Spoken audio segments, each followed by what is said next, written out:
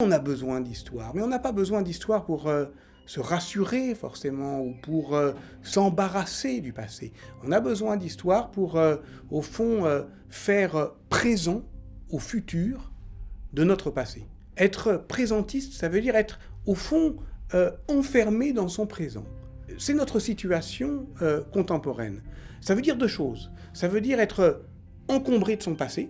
On ne sait pas quoi en faire. Alors on va soit s'en désintéresser agressivement, soit le commémorer de manière compulsive, mais dans les deux cas, on n'est pas libre avec ce passé. Ce qu'il faut comprendre, c'est que si ce rapport au passé est malade, alors on ne peut plus concevoir notre avenir. Et c'est ça évidemment qui nous intéresse, qui vous intéresse, qui intéresse les jeunes générations, c'est mieux vivre au présent. Et pour cela, oui, je crois que nous avons besoin d'histoire.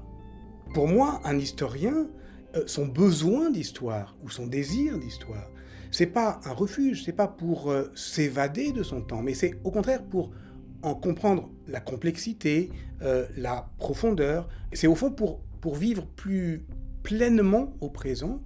Je crois qu'il faut comprendre que ce présent parfois vient de loin, vient de très loin. L'histoire, c'est une leçon de patience et de modestie. Parce qu'on vit dans un temps où on a envie de faire les choses tout de suite, très vite. En fait, on n'a même pas envie de les faire, on a envie qu'elles soient déjà faites. Et pour moi, c'est une leçon de calme que donne à entendre l'histoire. Ça peut paraître bizarre parce que quand on entend parler d'histoire à la radio, Maurras, qu'on le veuille ou non, fait partie de l'histoire des idées en France. ou encore plus à la télévision. Le fameux stataire-d'or dit de Vercingétorix, qui d'ailleurs en soi est complètement aberrant, c'est un mercure, mais peu importe.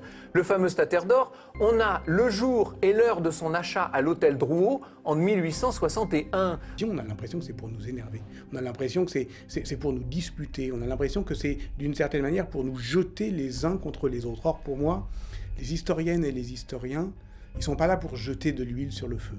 Ils ne sont pas là non plus pour nous rassurer, pour nous conforter dans nos certitudes. Ils sont juste là pour nous inquiéter.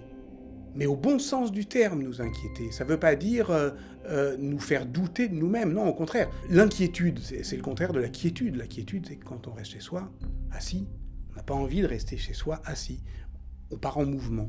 Regardez par exemple, la société européenne, au lendemain de la guerre, a eu un grand projet, a eu une grande espérance. C'était ce qu'on appelait l'État-providence, c'est-à-dire le fait que la société pouvait assurer contre les risques, contre la maladie, contre la mort, contre les accidents de la vie. Ça a été un projet d'avenir.